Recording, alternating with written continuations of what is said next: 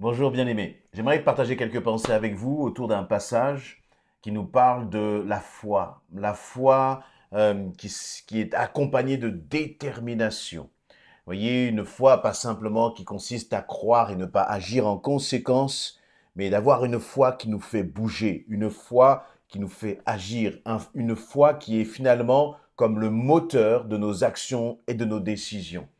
Et cet exemple, on le trouve dans Marc chapitre 2 à partir du verset 1. Marc chapitre 2 à partir du verset 1. C'est un passage bien connu dans lequel il nous est raconté la vie, le récit d'un homme qui était paralysé et qu'on a fait descendre par le toit de la maison pour une seule chose, être en contact, être face à face avec Jésus. Il nous est dit donc dans Marc chapitre 2 à partir du verset 1, quelques jours plus tard, Jésus se rendit de nouveau à Capernaum et on apprit qu'il était à la maison. Une foule s'y rassembla, si nombreuse qu'il ne restait plus de place, pas même devant la porte. Et Jésus leur annonçait le message de Dieu. On lui amena un paralysé porté par 4 hommes. Mais ils ne purent pas le transporter jusqu'à Jésus à cause de la foule. Alors ils montèrent sur le toit, en terrasse, ils défirent la toiture de la maison au-dessus de l'endroit où se trouvait Jésus, et par cette ouverture, ils firent glisser le brancard sur lequel le paralysé était couché. Lorsqu'il vit quelle foi ces hommes avaient en lui, Jésus dit au paralysé, « Mon enfant, tes péchés sont pardonnés. » Verset 6, alors il y avait aussi quelques spécialistes de la loi qui raisonnaient en eux-mêmes en disant, « Mais comment cet homme ose-t-il parler ainsi? Il blasphème. Qui peut pardonner les péchés si ce n'est Dieu seul ?» Je vais passer quelques versets. Il nous est dit au verset 11, « Alors Jésus déclara au paralysé, « Je te l'ordonne, lève-toi, prends ton brancard, rentre chez toi. » Aussitôt, cet homme se leva, prit son brancard, sortit devant tout le monde. Tous en furent stupéfaits et rendirent gloire à Dieu en disant, « Nous n'avons jamais rien vu de pareil. » Nous n'avons jamais rien vu de pareil. Dans ce récit, il y aurait tellement de choses à dire, mais je voudrais que nous puissions porter notre attention sur ce verset 5. Donc je reprends un peu le contexte. Un homme paralysé va être porté par quatre hommes qui vont le porter sur son brancard. Ils vont passer par le toit, ils vont glisser le paralysé à travers le toit. Donc vous voyez, très certainement, on peut imaginer un toit avec de la paille ou un revêtement qu'on peut facilement enlever là en Israël à cette époque. Et donc, ils vont faire descendre Jésus. Pourquoi? Parce qu'il y avait une telle foule. Il nous a dit que même jusque devant la porte, on ne pouvait pas entrer. Il n'y avait très certainement pas de place parce que Jésus parlait, enseignait au sujet justement du royaume de Dieu. Et donc, et malgré tout cela, malgré ces obstacles, ces 4 hommes et ce paralysé avaient une foi telle que rien ne pouvait les arrêter. Rien ne pouvait les arrêter. Et finalement, lorsqu'ils ont descendu Jésus devant cet homme, Jésus s'est arrêté. Et toute son attention a été portée sur ce paralysé. Vous voyez, il nous est dit au tout départ, Jésus annonçait le message de Dieu. Mais lorsqu'il a vu cet homme paralysé, euh, c'est comme si le message de Dieu devenait une réalité à travers l'attention que Jésus portait dans la vie de cet homme. Jésus parlait justement du message de Dieu, du message de l'évangile, mais il y a les messages que l'on peut donner de façon générale, et ensuite il y a les messages qui s'appliquent directement dans ma vie, dans ta vie. Et qu'est-ce qui a fait que finalement on est passé d'un message général à un message qui s'appliquait directement à la vie de ce paralysé? Eh bien, c'est la foi de cet homme. Comment la foi de cet homme s'est manifestée? Parce que, d'ailleurs, très certainement qu'au milieu de cette foule, il y avait d'autres hommes, d'autres femmes qui écoutaient Jésus et qui avaient aussi la foi. Les gens qui étaient là ne s'étaient pas déplacés pour rien. Ils s'étaient déplacés parce qu'ils croyaient certainement que Jésus était capable de faire des miracles. Ils avaient entendu la réputation de Jésus qui le précédait très souvent. Mais là, ce qui est différent, c'est que non seulement ces 4 hommes avaient entendu parler de Jésus, mais ils croyaient aussi que Jésus était capable de faire un miracle pour se paralyser d'une façon toute personnelle. Et cela déjà, cette attitude de leur part attire mon attention. Nous pouvons croire, tu peux croire que Jésus est capable de faire des miracles. Tu peux croire que Jésus est capable de guérir. Tu peux croire que Jésus est capable de libérer, de délivrer, d'intervenir dans des situations. Mais la foi, ce n'est pas cela. La foi consiste à croire que Jésus est capable d'intervenir pour toi personnellement dans ta situation. Notre foi nous engage. Croire que Jésus est capable de guérir les autres, ça ne m'engage à rien. Mais croire que Jésus est capable de me guérir moi, croire que Jésus est capable d'intervenir dans ma situation, cela m'engage. Et c'est parfois cela qui nous fait peur.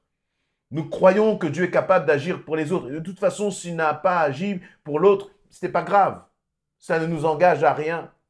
Voyez, cet homme paralysé, finalement, il a dû, excusez-moi l'expression qui me vient en tête, mais il a dû faire des mains et des pieds des pieds et des mains, pardon, pour qu'on puisse le porter, pour qu'on puisse le glisser dans cette maison. Et puis, il a aussi trouvé 4 compagnons, 4 amis suffisamment déterminés aussi pour se démener, à le faire monter sur le toit, le faire redescendre, alors qu'il y avait du monde, alors qu'il y avait des obstacles, alors que la situation n'était pas propice à cela. Mais peu importe, ils avaient foi.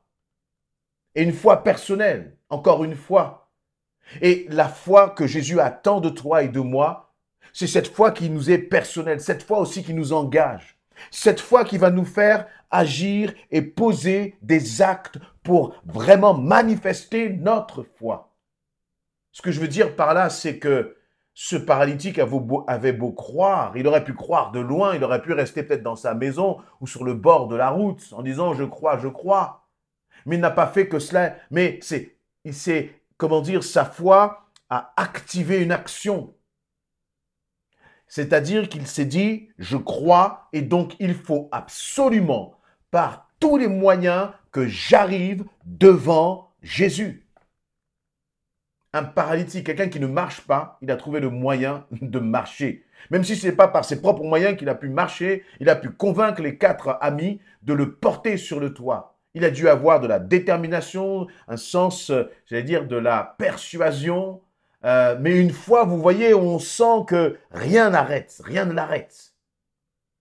Face aux obstacles, face aux souffrances, face au constat de ses jambes qui étaient paralysées depuis je ne sais peut-être combien d'années, il ne s'est pas laissé arrêter. Et c'est ça la foi. Une foi qui ne se laisse pas arrêter. Une assurance. Une croyance qui ne se laisse pas arrêter par les circonstances. Et j'allais dire même qui marche sur les circonstances. Qui marche même lorsque les vents sont contraires. Pour faire quoi? Pour se positionner devant Jésus, pour être cœur à cœur face à Jésus. Et comme pour dire, Seigneur, dans cette situation, je crois en toi, je place ma confiance en toi, je sais et je crois que tu agiras. Mais si cet homme n'avait pas manifesté cette foi, il ne serait pas guéri. Il n'aurait pas vécu ce miracle. Et Jésus donc a vu cet homme.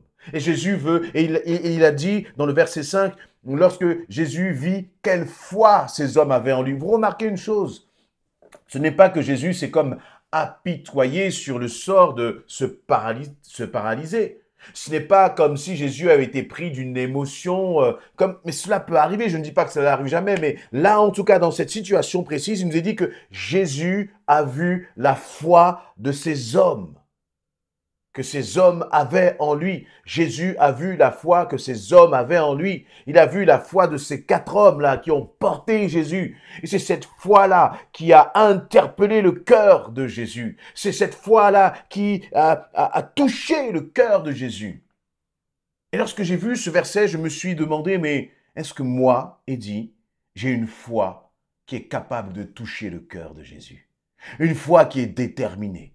Ou est-ce que nous avons une foi qui se ramollit, Une foi qui est impressionnée par les circonstances, par la hauteur de la tempête. Dans sa grâce, lorsque notre foi défaille, Jésus, bien sûr, nous tend la main. Mais finalement, quelle foi as-tu envie de manifester? Une foi qui défaille? Ou préfères-tu manifester une foi qui touche le cœur de Jésus? Seigneur, apprends-nous à ne pas baisser les bras. Seigneur, apprends-nous justement à voir cette foi qui touche ton cœur. Voyez, ce n'est pas que Jésus ne va pas agir si à un moment tu passes par un temps de faiblesse, mais j'imagine cette foi qui a réjoui le cœur de Jésus. C'est comme si Jésus s'était dit, mais voilà des hommes qui ont compris. Voilà des hommes qui ont manifesté leur foi en moi, devait se dire Jésus.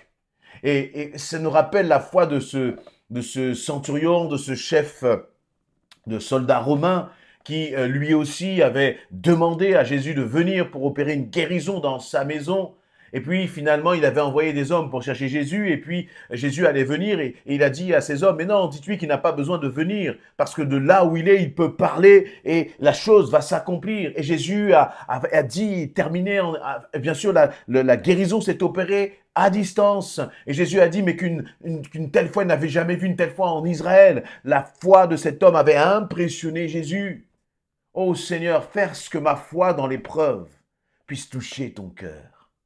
Voyez, plutôt que d'être encore une fois, des enfants de Dieu qui sommes dans l'incrédulité, soyons des enfants de Dieu qui touchons le cœur du Père avec notre foi.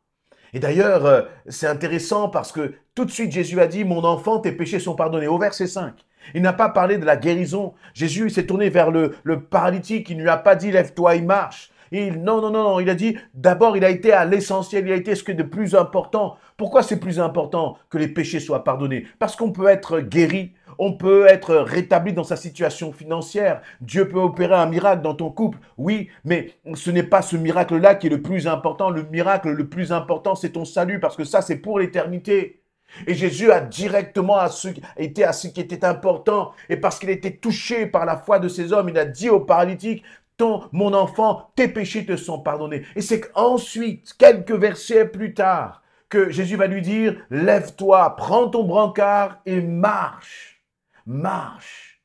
Je ne sais pas comment cet homme a réagi lorsque Jésus lui a dit, tes péchés sont pardonnés, parce que lui, il venait non pas pour que ses péchés soient pardonnés, mais il venait à Jésus pour marcher, pour retrouver la capacité de marcher, pour retrouver ses jambes. Voilà ce qu'il voulait.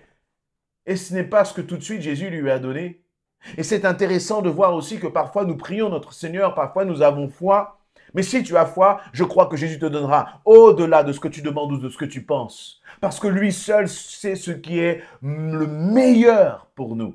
Et une fois que Jésus a donné le meilleur, en accordant finalement à cet homme la vie éternelle, afin que la foule soit confrontée, afin que les pharisiens soient confrontés dans leur incrédulité, Jésus ensuite a dit à cet homme, lève-toi, prends ton brancard et marche.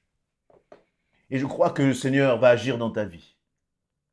Mais pour que ton brancard, pour que tu puisses te lever de ton brancard, pour que tu puisses sortir de ta situation et marcher en vainqueur, ça va finalement dépendre de toi. Cela va finalement dépendre de ta foi, de ta détermination et des actes que tu vas poser pour manifester cette foi en Jésus-Christ.